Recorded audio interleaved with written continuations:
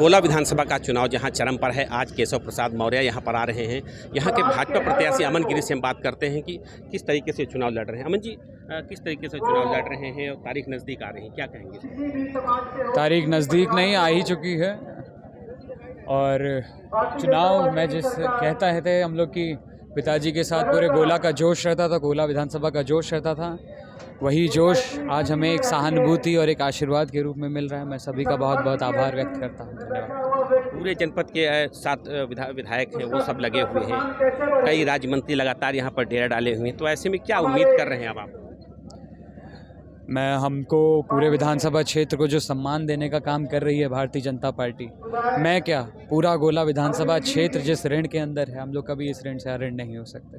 बहुत बहुत धन्यवाद है हम लोग के इन कठिन समय में भी हम सब लोग का एक साहस बन के एक परिवार की तरह भारतीय जनता पार्टी, उनके हर एक मंत्री पदाधिकारी सब हमारे साथ खड़े हैं। इससे बड़ी बात गोला विधानसभा के लिए नहीं हो सकती। जो आपके पिताजी विरासत छोड़ गए हैं, उसको किस तरीके से आगे बढ़ाने का काम करेंगे, क्या आप रहेंगे आगे वादे आपके?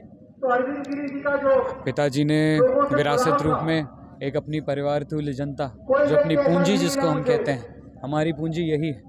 हमारा एक ही लक्ष्य है कि जो संबंध पिताजी ने 25-30 साल में बनाए थे, राजनीतिक संबंध रहे हों चाहे व्यवहारिक संबंध रहे, उन्होंने दल की नहीं दिल की राजनीति करी, दिलों पे राज करा है सबके, हर दुख की जाना है। मैं वही चाहता हूं कि जो संबंध उन्होंने बनाए थे इतने सालों में, उन संबंधों को मैं जीवित रख सकूं, सबको एक साथ जो लेकर सबको चल सकूं। आप एकदम युवा प्रत्याशी हैं, तो युवा होने के नाते युवाओं को क्या संदेश देंगे? युवाओं को संदेश दूंगा, जोश बहुत है, इमोशनल हो जाते हैं, कोई बात नहीं, लेकिन होश में रहें। बड़े जितने अपने अग्रज हैं सबके आशीर्वाद लें, उनके मार्गदर्शन पे चलें। सबसे ज़्यादा बड़ों के मार्गदर्शन की ज़रूरत हमें है, आपको है। जोश में पूरा कोई कमी ना रखें, लेकिन कोई गलत कदम ना उठाएं, सही राह चलें।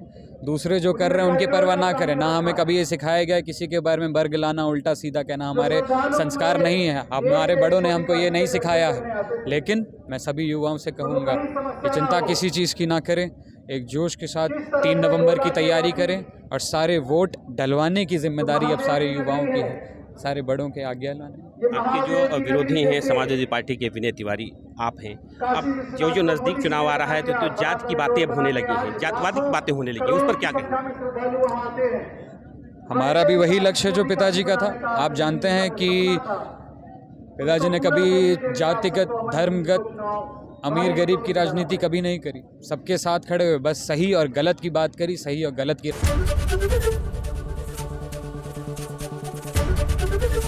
एबीपी गंगा, खबर आपकी, जुबान आपकी।